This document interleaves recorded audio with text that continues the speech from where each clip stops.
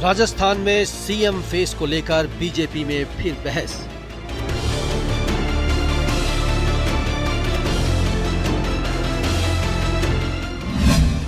ओम माथुर ने कहा, राजस्थान में सीएम का नहीं होगा कोई भी चेहरा।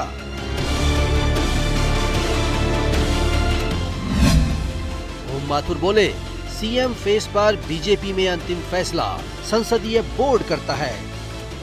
कि हमारा नेतृत्व सेंट्रल पार्लियामेंट बोर्ड, अकेले मोदी नहीं, सेंट्रल पार्लियामेंट बोर्ड कर निर्णय करता है और वो निर्णय ही सर्वमान्य होता है।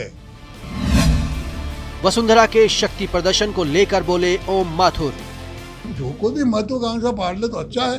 ये तो सोचे घर के मन में हो रहा है कि मैं वहां पहुंच रहा हूं, फिर आप लोग पहुंचा देते हो कुछ जगह। ओम माथुर की खरी खरी, इस तरह के आयोजनों से पद लाभ नहीं मिलते। कोई महत्व नहीं, किसी कोई महत्व नहीं है शक्ति प्रदर्शन का। मैं पहले भी कह चुका हूं, कोई पद मिल जाए, कोई शक्ति प्रदर्शन करे, उससे ही कुछ हो जाएगा। वैसे तो बहुत लोग हैं हमारे यहाँ। अरुण सिंह ने कहा, पार्टी लाइन से हटकर काम करने वालों पर नजर है। अगर पार्टी को कमजोर करने के लिए इस प्रकार से वक्तव्य कोई भी देगा तो पार्टी उसको नोट करके उचित समय पे उचित उसका निर्णय लेने वाली है। वसुंधरा राजे का देव दर्शन, कहा नहीं है ये शक्ति प्रदर्शन।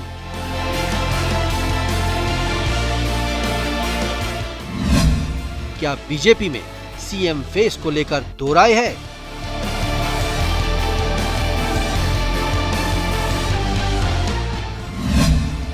बीजेपी में चेहरे पर चर्चा।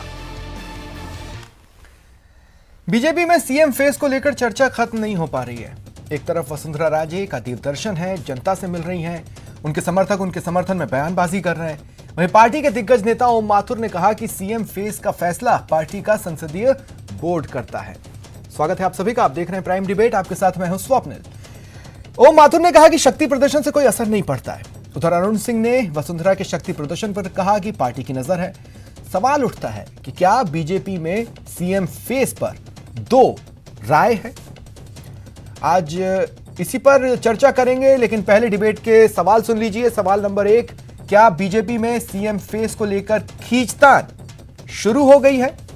सवाल नंबर 2, क्या बीजेपी बिना सीएम फेस के चुनाव लड़ेगी? सवाल नंबर 3, सीएम चेहरा नहीं होना सियासी ताकत या कमजोरी? और हमारे साथ जो गेस्ट जुड़ रहे हैं आपको इंट्रोड्यूस करवा देता हूं। स्वर्णिम चतुर्वेदी जी कांग्रेस प्रवक्ता है, मुकेश पारीक जी बीजेपी नेता हैं और मिथिलेश जैमिनी जी वरिष्ठ पत्रकार हैं। और शुरुआत में मिथिलेश जी दरअसल आपसे ही करना चाहता हूं कि अब वो वक्त शुरू हो चुका है जब किसी भी बात को हवा में नहीं उड़ाया जा सकता। क्या संकेत मिल रहे हैं? एक तरफ वो नारा है जो हमने जन्मदिन के अवसर पर सुना और दूसरी तरफ आज का बयान। देखिए स्वप्निल जी, जो आज ओम माथुर जी का जो बयान है वो बयान ये बताता है कि रामधारी सिंह दिनकर की एक पंक्ति मुझे याद आ रही है कि भाग्य कहां तक सोता है, देखिए अब आगे क्या होता है। जो ओम माथुर जी हैं उनका कार्यकाल पूरा होने वाला है और वो कोई भी चुनाव नहीं जीते हैं। कोई उन्होंने चुनाव लड़ा, राज्यसभा बन गए। तो ये जो फॉर्मेटेड लीडर हैं वो कोई भी बयान दे दें। और वो जिनसे मिल रहे हैं, जैसे वो मिल रहे हैं घनश्याम तिवारी जी से जो अपनी जमानत जब्त करा गए, पहले कांग्रेस में गए फिर बीजेपी में आए।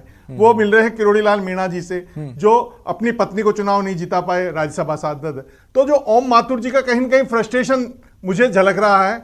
जहां तक वसुंधरा राजे का बयान है, वसुंधरा राजे ने कल साफ कहा कि 2003, 13 और 23 मेरे लिए शुभ है। और जिस जनसंघ और बीजेपी की बात कर रहे हैं, लेकिन दो स्पेशल इशारे। अब देखिए, एक बार की तो इस पे डाउट नहीं होता कि अगर ओम माथुर ये कहते हैं कि संसदीय बोर्ड तय करता है, क्योंकि विधायक दल तो शायद ही किसी पार्टी का करता बोर्ड तय करते हैं।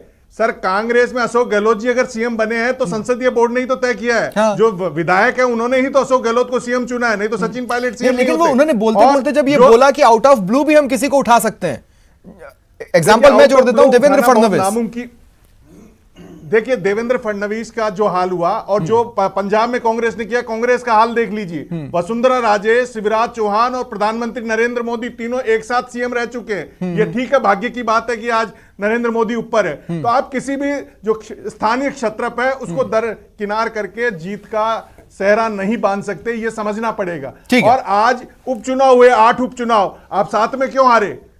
आप ओम माथुर जी से पूछ लीजिए, अरुण सिंह जी से पूछ लीजिए, आप प्रभारी थे ना, आप जिता लेते ना आप बीजेपी को। तो आपको कहीं ना कहीं जो लीडर है उसकी ताकत को मानना पड़ेगा। अशोक गहलोत की ताकत को कांग्रेस ने माना तो राजस्थान में सरकार है, पंजाब में उन्होंने खेल खिलौने किए तो आज के हालात है।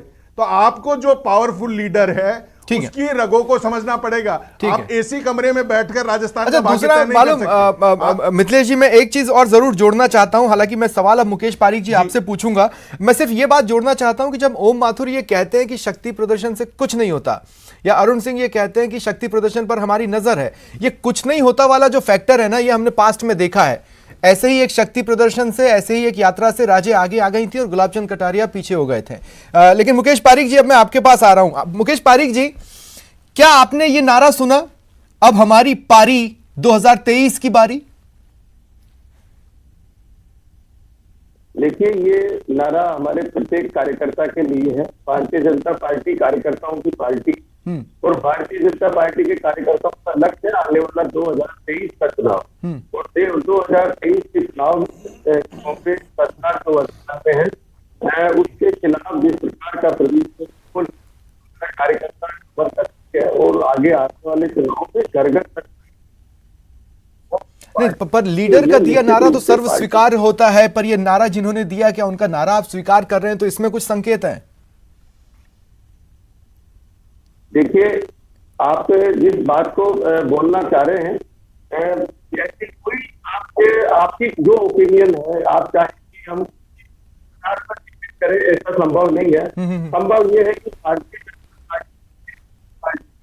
भारतीय जनता पार्टी ये बिल चुनाव लड़ती है। भारतीय जनता पार्टी कार्यकर्ताओं के बल पर चुनाव लड़ती है, लड़ती है, और जनता के बीच में जो हमारे कार्यकर्ताओं नहीं, पर मैंने एक उदाहरण दिया था ना, मैं मिथिलेश जैमिनी से बात करते करते मैंने ये कहा कि ऐसे ही एक शक्ति प्रदर्शन, ऐसी एक यात्रा से एक व्यक्ति आगे आया था, एक व्यक्ति पीछे हटा था, ये इतिहास भी तो हमने देखा है। देखिए, यात्रा पार्टी अपनी पार्टी जो आप जिसको शक्ति प्रदर्शन कहना चाहते हैं, वो कोई व्यक्ति विशेष का कोई शक्ति प्रदर्शन नहीं होता। जो भी शक्ति प्रदर्शन होता है नेता का पार्टी के लिए होता है, पार्टी के हित में होता है, और जो पार्टी के हित में जो काम किया जाता है वो पार्टी के लिए कहलाता है। इसलिए आप अगर उसको आपके दृष्टिकोण में कहाँ जोड़ते हैं, किस बात का क्या अर्थ लगाते हैं, वो एक अलग बात है। लेकिन भारतीय जनता पार्टी बड़ा आश्चर्यजनक है मुकेश पारीक जी कि एक शख्स जिसको आपने राष्ट्रीय जिम्मेदारी दी रखी है, और वो शख्स अगर राष्ट्रीय जिम्मेदारी से इतर प्रदेश में किसी पर्टिकुलर इवेंट में ज्यादा बिजी हो और बाकी जगह पर वो समय न दे पा रहा हो, तो सवाल तो पूछे जा सकते हैं। लेकिन ठीक है, स्वर्णिम चतुर्वेदी जी, मैं आपके पास आ रहा हूं। और स्वर्णिम चतुर्वेदी जी, मैं एक बात जानना चाहता हूं, कांग्रेस पूर्व सीएम वसुंधरा राजे को लेकर सोचती क्या है? देखिए, जो पूर्व सीएम वसुंधरा राजे हैं वो निश्चित रूप से 2 बार सीएम रही हैं हमारे प्रदेश के लिए, ये मानते हैं, और हर बार आपने उनका विरोध किया है। देखिए, हम तो हमारी पार्टी का साथ देंगे और उनका विरोध उनकी नीतियों का विरोध है। लेकिन व्यक्तिगत रूप से चूंकि वरिष्ठ नेता हैं तो सम्मान है। गुलाबचंद कटारिया जी का भी सम्मान है जो वरिष्ठ नेता हैं। सम्मान व्यक्तिगत रूप से हम सबका करते हैं। हम सिर्फ एक ही चीज जानते हैं कि आज भारतीय जनता पार्टी के तमाम नेता जितनी शक्ति, जितनी ऊर्जा, जितना जो कुछ उनके पास है, वो सर्वस्व अपनी पार्टी के अंदर स्वयं को स्थापित करने, शक्तिशाली दिखाने या अपने आप को बड़ा नेता प्रोजेक्ट करने में लग रहे हैं। एकमात्र अगर आप देखें, पर क्या ये आपकी पार्टी में नहीं चल रहा? रह गया। देखिए हमारी पार्टी में तो सरकार चल रही है, सरकार चला रहे हैं, लोगों के काम कर रहे हैं, जनता के हित में निर्णय ले रहे हैं, जन कल्याणकारी योजनाएं बना रहे हैं। लेकिन भारतीय जनता पार्टी में दो ही तरह की चीजें चल रही हैं। एक नेता ये कहता है कि मैं मुख्यमंत्री पद के लिए सबसे उपयुक्त हूं, मुझे पांच बात नेता समझ में पीछे नहीं पड़ आ जाते रही हैं कि कि एक भैया ये वक्त नहीं था जब आपकी पार्टी का पीसीसी चीफ एक शख्स को बनाया गया जब आप विपक्ष में थे। उन्होंने 5 साल तक तमाम तरह के प्रदर्शन किए और आपके तमाम चेहरे उनके आसपास दिखना पसंद करते थे, लेकिन अब उनके साथ सेल्फी खिंचाकर ट्विटर या फेसबुक पे डालना भी पसंद नहीं करते। नहीं, मुझे तो ऐसा नहीं लगता कि सेल्फी खिंचाने में या उनके साथ, मैं तो देखता हूं मंच पर हमारे कार्यक्रम जितने होते हैं संगठन के, उसमें अगर वो राजस्थान होते हैं, जयपुर होते हैं, तो मैं तो मंच पर ही देखता हूं। उसके लिए फिर अजय मैंने माकन का स्वयं होना या कार्यक्रम राहुल गांधी अटेंड का होना जितने किए। जरूरी होता है। नहीं, उसके अलावा भी प्रदेश कांग्रेस कार्यालय में जब जब कार्यक्रम हुए, इवन आप देखिए जो हमारे बड़े नेताओं के श्रद्धांजलि कार्यक्रम है, उसमें भी वो पदार्थ हैं, हम सब साथ बैठते हैं। मैं आपको दूसरी चीज कह रहा हूं, सबसे अच्छी बात क्या है मालूम स्वर्णिम जी, आई एम वेरी सॉरी, देखिए सबसे अच्छी बात क्या है ना कि आप इशारा समझ गए। नहीं तो आप कह सकते थे नहीं नहीं ऐसा कुछ है नहीं, ऐसा कोई है ही नहीं, लेकिन कम से कम आप इशारा समझे, इसका मतलब ये तो है कि कुछ तो है। देखिए आपको मैं तो कहना चाहता हूं ना, हमारे सारे नेता, आप तो अगर कहना चाहें जिन नाम लेकर के भी कहें तो भी मैं कहूंगा सम्मानित नेता हैं, सम्मानीय हैं पूरी पार्टी के लिए, कार्यकर्ताओं के लिए। और ये सिर्फ मैं नहीं कह रहा, हमारी पार्टी में तो प्रत्येक नेता से आप किसी से पूछ लीजिए, सब यही कहेंगे सम्मानीय नेता है। मैं आपको एक चीज कह रहा हूं, भारतीय जनता पार्टी का अगर जब बात कर रहे हैं, था वो हमें याद है, आपको भी याद होगा, पर हम उस पर नहीं जा रहे क्योंकि उससे अब आप लोग आगे बढ़ चुके। हो सकता है आप लोगों ने अपनी कलह खत्म कर ली हो, लेकिन ये कलह खत्म करना सुलह नहीं थी, ये आप भी जानते हैं, मैं भी समझता हूं, इतनी राजनीति की समझ तो मुझ में भी है। मिथिलेश जैमिनी जी, अब मैं आपके पास आ रहा हूं। अब देखिए मिथिलेश जैमिनी जी, अब हमारी पारी 2023 की बारी, ये कोई भाजपा का नारा नहीं है। मुकेश पारीक जी कह रहे हैं ये तो हमारे पार्टी के हर कार्यकर्ता के लिए नारा हो गया। ये दरअसल एक इशारा है। अब इशारा क्योंकि एक पारी ठीक है, आप अभी सत्ता में नहीं है, पर एक विपक्ष की पारी तो खेल ही रहे हैं, और कौन सा आप इस नारे को अपने झंडों में, अपने बैनर्स में फिलहाल जगह देने वाले हैं, उसी से क्लियरिटी आ सकती है।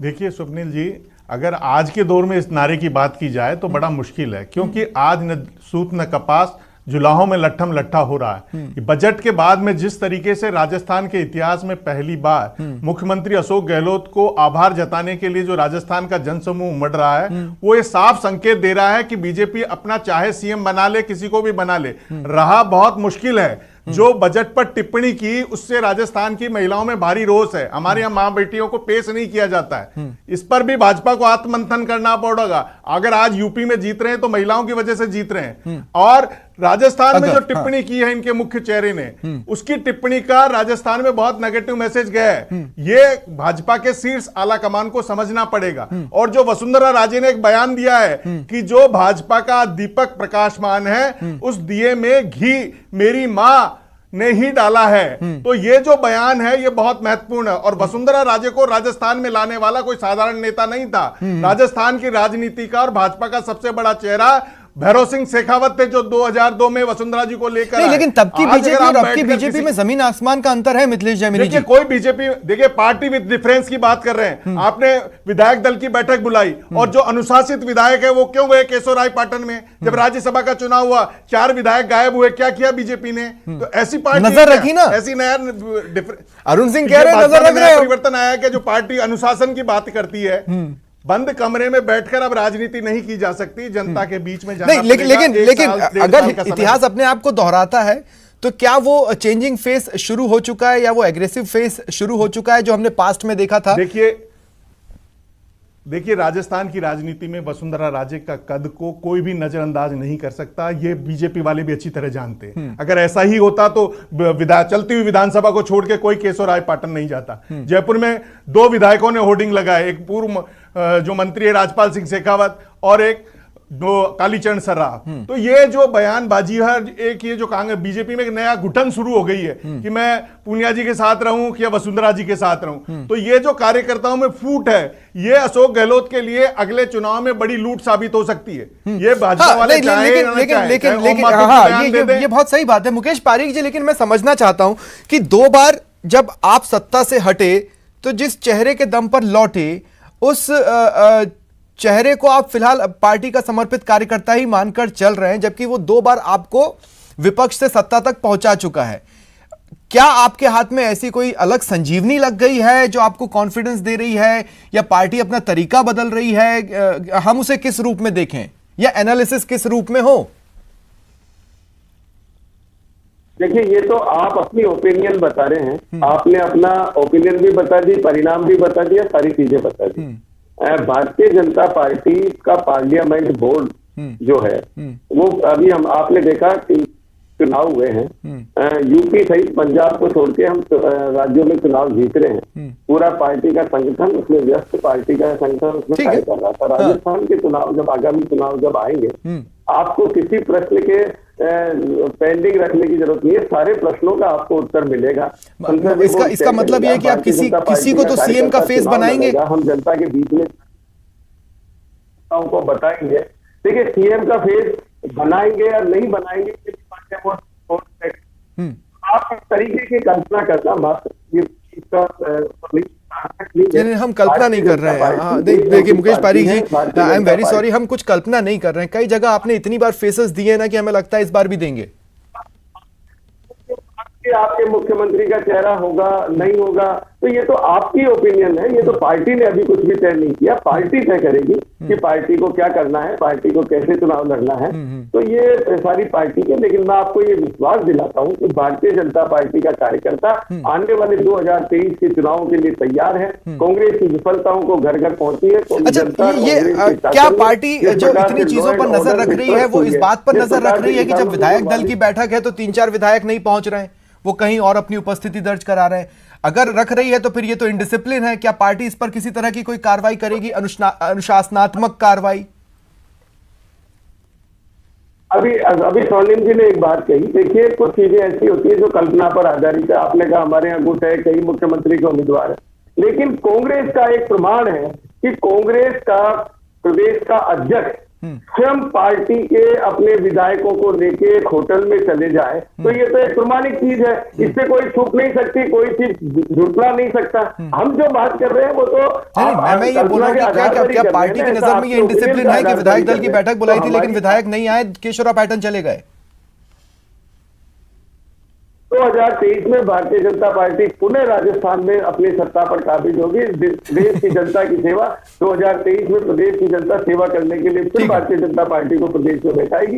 ये मैं आपको विश्वास दिलाता हूं। ठीक है, ठीक है। मैं ये बात स्वर्णिम जी आपसे कहना चाहता हूं कि ऐसा क्यों लगता है कि आप अपने अंदर के हालात को संभालने की कोशिश करते रहते हैं लेकिन बीजेपी के हालात में आप हवा मारने की कोशिश करते हैं ताकि आंख भड़के? आपके पार्टी के लीडर्स के बयानों से ऐसा क्यों लगता है? देखिए स्वप्निल जी, हम तो अपनी पार्टी को, अपनी सरकार को, जनता को देखते हैं। भारतीय जनता पार्टी के किसी एक नेता का आपने कभी ये बयान सुना कि आम जनता को इस चीज़ से तकलीफ है, ये काम सरकार को करना चाहिए, इस तरह से आपने बजट पेश किया, इसमें एक योजना और जोड़ देते या इस योजना का इस तरह से आकार बढ़ा देते? ऐसा कभी सुना आपने? कभी 25 सांसदों को सुना कि प्रधानमंत्री जी ने ECRP को लेकर के वादा किया था, ईस्टर्न कैनाल को हम वो लाएंगे? ये नहीं होता है। ये भारतीय जनता पार्टी के नेता सिर्फ इंतजार में खड़े हैं कि हमें तो सत्ता दे दो, कैसे भी दे दो, नहीं समझे। और सत्ता देखिए, मैं सीधे शब्दों में पूछ लेता हूं स्वर्णिम जी, मैं ये कहता हूं कि जब आपकी पार्टी के लीडर्स ये बोलते हैं कि अगर बीजेपी वसुंधरा जी को नेग्लेक्ट करेंगी तो वो उनकी बहुत बड़ी भूल होगी, तो करने दीजिए ना। क्यों ऐसे बयान दे रहे हैं आप? करने दीजिए भूल, आपको तो फायदा होगा। तो क्या आप कहीं पर आग लगी हुई है उसे भड़काने की कोशिश कर रहे हैं? मैं ये पूछ रहा हूं। देखिए, हम तो भारतीय जनता पार्टी को एक नसीहत ही देते हैं कि आप अपने बड़े और सीनियर नेता जितने भी हैं उनके साथ बैठ करके जनकल्याणकारी योजनाएं जो राजस्थान में चल रही हैं उनकी समीक्षा बड़े और सीनियर लीडर दिल्ली में नाराज बैठे हैं ना, लेटर लिख कर। देखिए, हम तो हमारी पार्टी को संभाल ही रहे हैं। अगर ये भी कर लें, सिर्फ ये देख रहे हैं कि हमारे पास किसी तरह एक झोली फैला के खड़े हैं कि कोई फल गिर जाए और हम खा लें। अरे भाई, आप 2023 की बात कर रहे हो, आप मुख्यमंत्री बनने की, कौन बने ना बने इसकी बात कर रहे हो। कम से कम आप वोट तो जुटाओ पहले। वोट जुटाने के लिए सामान नहीं है। लगातार इतनी बुरी हालत होती जा रही है कि अब चुनाव आते आते तो जमानतें जब्त होने लग गई भारतीय जनता पार्टी के प्रत्याशियों की। लेकिन ये सीएम नहीं बन सकता, वो नहीं बन सकता, और यही लोग हैं जो जब पिछली बार चुनाव हुए थे तो कांग्रेस पे सवाल उठाते थे, साहब इनका तो सीएम का चेहरा ही नहीं है, ये कैसे जीतेंगे। यही लेकिन उठाते तब थे वो भारतीय सवाल जनता भी पार्टी वाजिब के था, लोग, क्योंकि और आप आज इनका कुछ नैरेटिव जगहों बदल पर गया। फेस देना पसंद करते हैं, कुछ जगहों पर देना पसंद नहीं करते हैं, और वही काम अब बीजेपी करने लगी है। लेकिन मिथिलेश जैमिनी जी, मैं चाहता हूं कि एक क्लोजिंग कमेंट मैं आपका यहां पर लूं। आपने जो पहला एनालिसिस रखा था उसके हिसाब से विपक्ष के लिए भी एक एंटी इनकम्बेंसी है जमीन पर, आप ये कह रहे हैं, इसलिए हिचक है या कोई और कारण? देखिए स्वप्निल जी, ये निश्चित रूप से विपक्ष में गड़बड़ चल रही है और भाजपा में कई सीएम मटेरियल मौजूद हैं। ऐसे में कोई एक बार एमएलए बन गया उसको मुख्यमंत्री बना देगा। और पूर्व मुख्य जो विधायक है भवानी सिंह राजावत ऐसा बयान देते हैं कि कईयों के बुखार चढ़ गया है माथे में मुख्यमंत्री बनने का, वो बुखार उतारना है। तो ये जो अनुशासन की बातें करते हैं, ये अनुशासन तो बिखर रहा है ना। कोई मीटिंग के अंदर ये कहता है कि मेरे बेटे पर जब हमला हुआ था तब कहां थे।